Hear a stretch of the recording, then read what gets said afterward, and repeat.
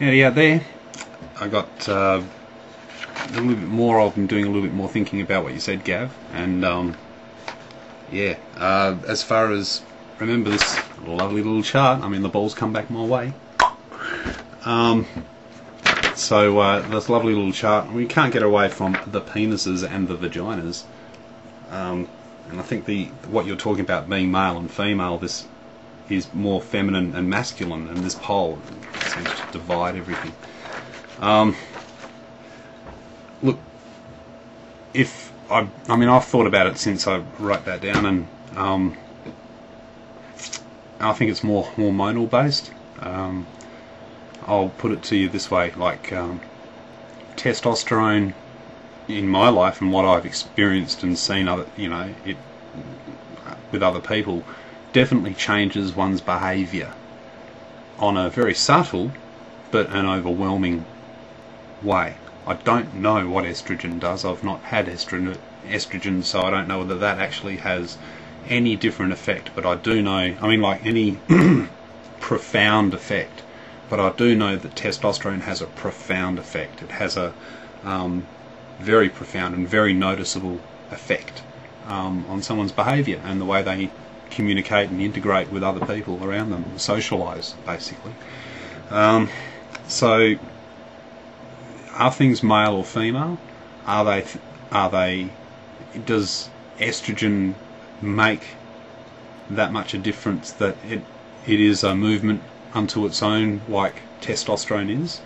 So, is it fair to say, are the poles? Is it feminine and masculine, or is it testosterone and neutral?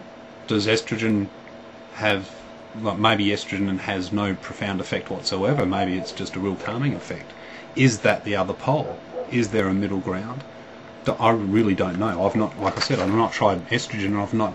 I know what it would be like. I mean, in ancient times, people used to castrate themselves. They used to take away their testicles to stop testosterone. I've never known any historical account or cultural account, pardon me, that signifies that people used to take out ovaries for the same reason. Okay, that the effect of estrogen, and maybe that is the reason why there's maybe not that many female to males. I'm not quite sure. I'm trying to work it out in my head where it all sits, but I definitely know that testosterone does something. It does it to me. That's my problem. That's what I think. That's what GID is for me. Is the fact that I have a problem with the way I behave sometimes, and I have no control over it. It is so overwhelming but subtle, and it's like part of me, but it's not part of me. It's something that I don't want as a part of me. Now, in ancient times, I can understand why someone in my position would rip out my nuts, because I would really attribute it to that, because I'm sure at some time in history there would have been some accidents when the old rhino stuck its horn up between some guy's legs and ripped out his gonads at 1,000,000 miles an hour and had them sprawled out for the buzzards to eat.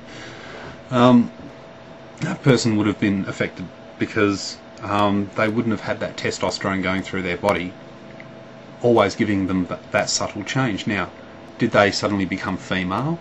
Who knows? Maybe female is neutral, just like what I was saying before. All babies are conceived neutral, and neutral by default is female. That's science. That's what science believes. So you know what I'm saying? Maybe being feminine is actually just being neutral, and being masculine is just what happens to people when they're under the influence of testosterone.